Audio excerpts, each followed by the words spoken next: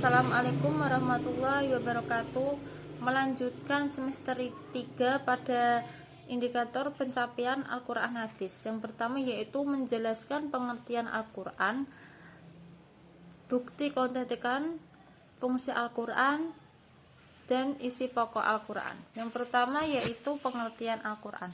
Pengertian Al-Quran yaitu wahyu Allah yang diturunkan oleh malaikat Jibril yang dihimpun dalam mushaf yang merupakan mukjizat dari Nabi Muhammad SAW. Selanjutnya yaitu bukti keautentikan Al-Quran. Yang pertama yaitu bacaan asli Al-Quran selalu dicantumkan. Yang kedua berupa huruf Latin, akan tetapi tulisan asli bahasa Arab tetap ditulis. Dan yang terakhir, yang terutama, bacaan Al-Quran asli dari Allah SWT, bukan dari Rasul. Selanjutnya yaitu fungsi Al-Quran. Fungsi Al-Quran diantaranya yaitu sebagai sumber pokok ajaran Islam dan petunjuk bagi manusia serta pengajaran bagi manusia. Selanjutnya yaitu isi pokok Al-Quran. Isi pokok Al-Quran yaitu sebagai pedoman bagi umat Islam di dunia. Selanjutnya yaitu pada nomor 2 menjelaskan pengertian hadis, fungsi hadis terhadap Al-Quran, pembagian hadis dari segi kuantitas dan kualitasnya. Yang pertama yaitu pengertian hadis. Pengertian hadis sendiri adalah perkataan, perbuatan, ketetapan dan persetujuan dari Nabi Muhammad SAW yang dijadikan landasan syariat Islam. Sedangkan fungsi hadis adalah sebagai dasar dari pengetahuan Islam.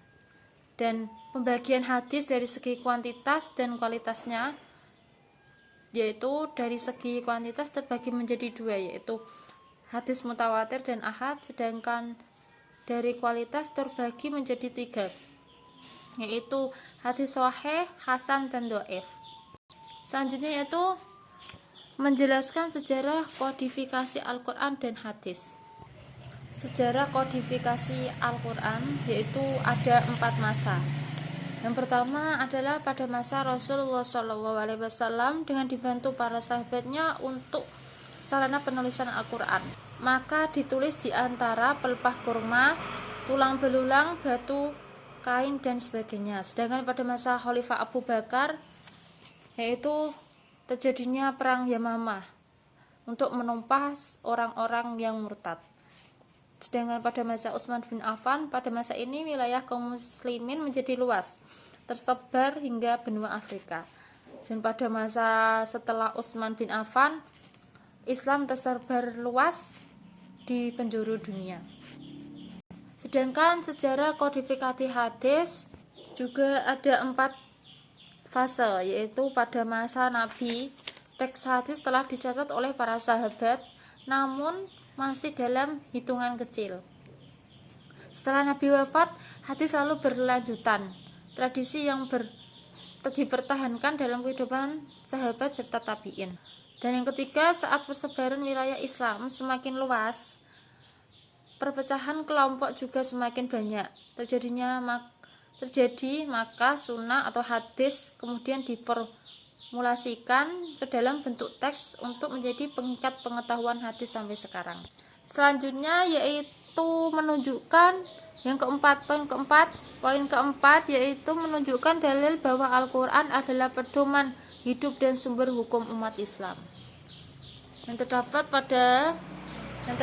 pada Quran surat Al-Hijr ayat 9. Bismillahirrahmanirrahim. Inna nahnu nazzalna dzikra wa inna lahu lahafizun. Yang artinya sesungguhnya kamilah yang menurunkan Al-Quran dan sesungguhnya kami benar-benar memeliharanya. Shadaqallahul adzim. Wassalamualaikum warahmatullahi wabarakatuh.